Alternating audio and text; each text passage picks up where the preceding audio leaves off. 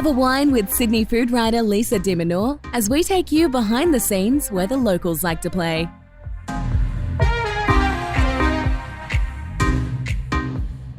Hi guys, I'm having a wine at Prince of York with Creative Director and Hospitality veteran Paul Schulte.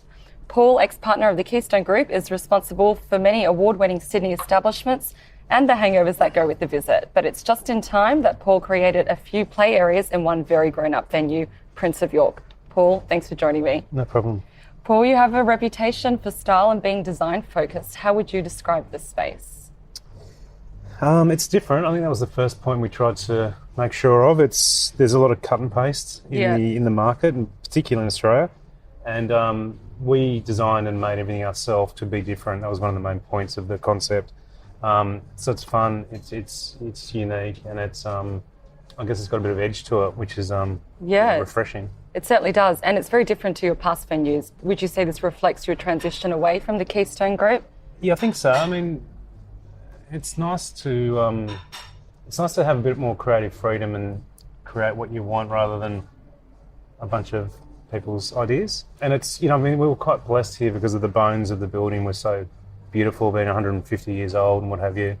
It's something which is always appealing, and it really sets up the template to make it quite an easy process.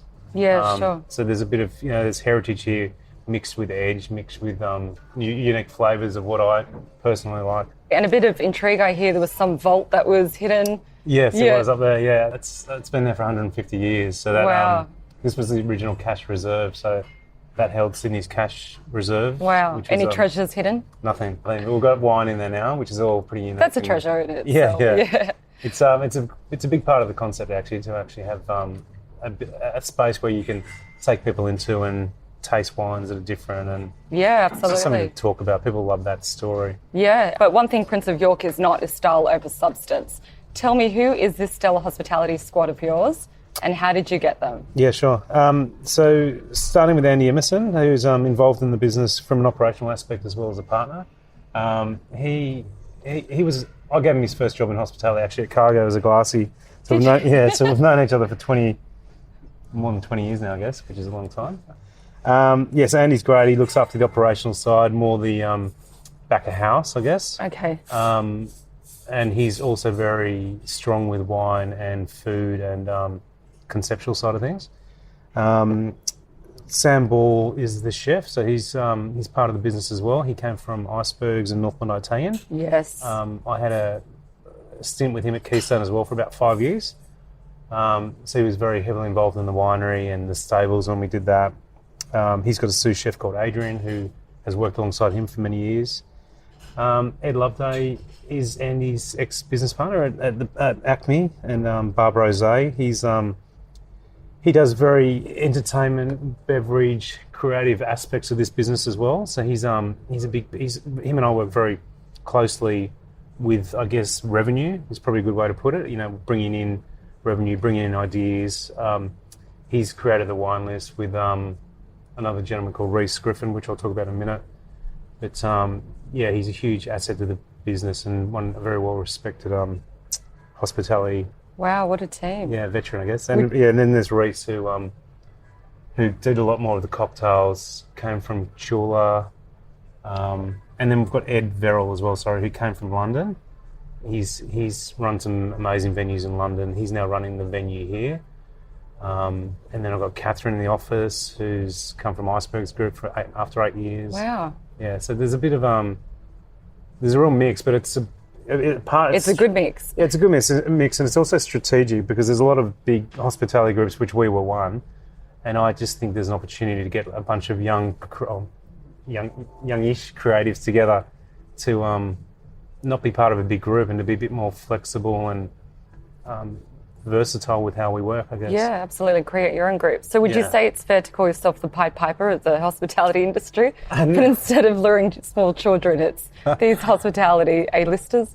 I hope so, to be honest. Yeah, I mean, I'd love to be thought of like that. That's it's a testament to yourself that they've come on board. Yeah, no, I appreciate that. It's I think it's what Sydney misses, and I really think, for me, this is not about me. This is about a bunch of people, and I really enjoy partnerships, and I really enjoy other opinions and people, the value that they can add in all different areas, because I know I'm good in certain areas but useless in others. So I think the mix of what we have here is a bunch of people that are very good in very different areas. Absolutely, and playing to their strengths too. Yeah, and I'm a huge believer in that, and if that means that there's growth to the group, then that's fantastic, because I think Sydney needs more of that.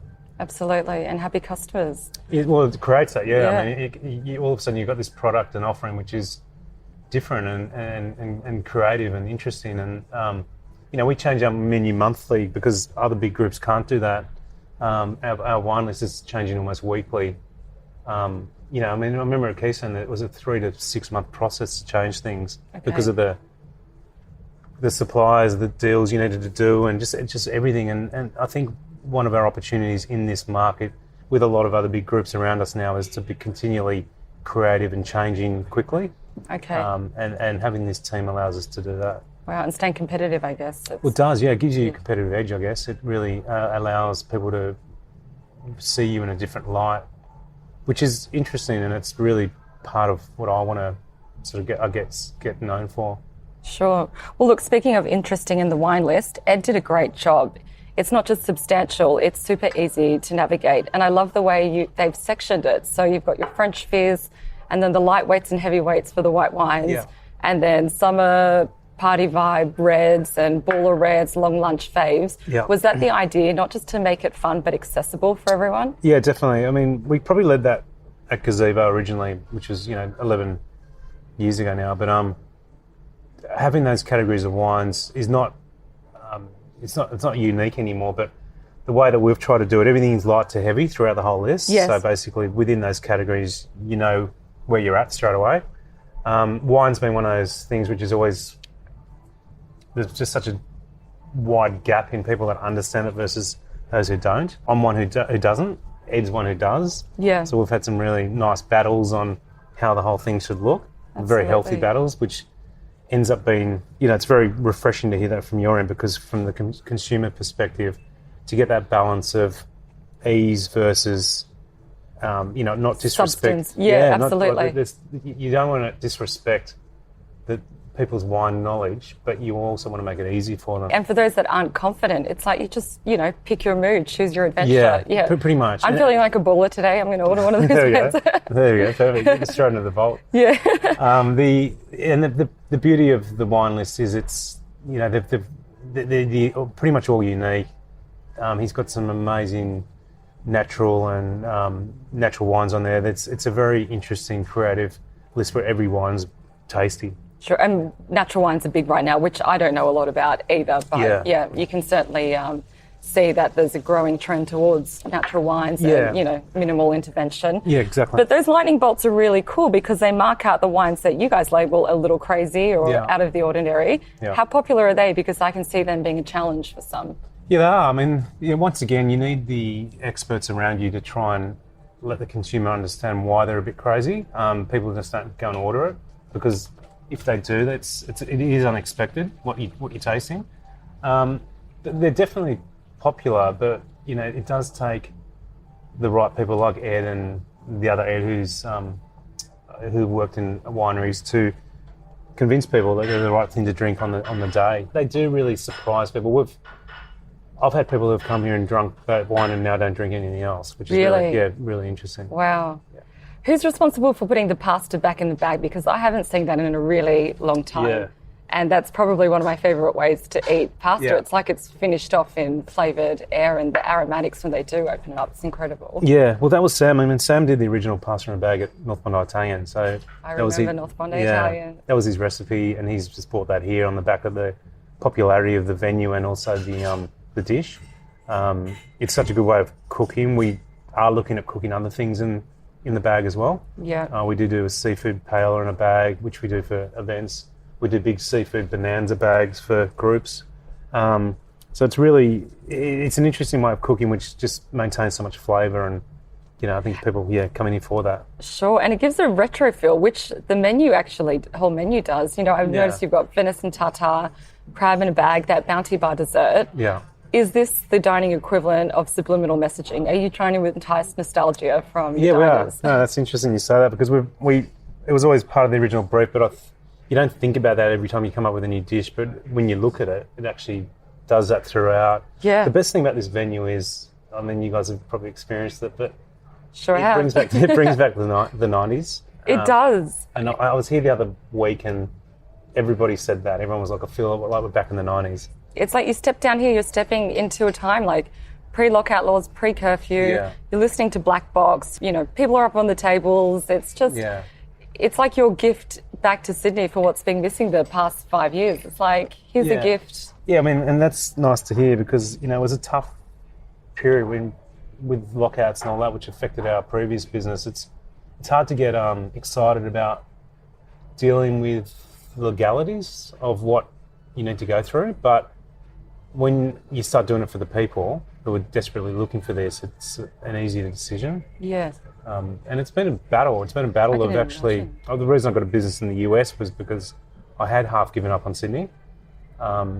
We believe that people in Sydney are desperately looking for a good time. And we sure are. Who wants to go home after dinner? No. We're always looking to take the long way home. Yeah, no, Always. exactly. And I think everybody is, and they just find it hard to admit. Yeah. Would you say with the lockout laws being repealed later in the year that it could be extended trading hours down here, so a few more rounds of those margaritas happening? Yeah, we did. We've applied for that. Got a DA approval in place for that.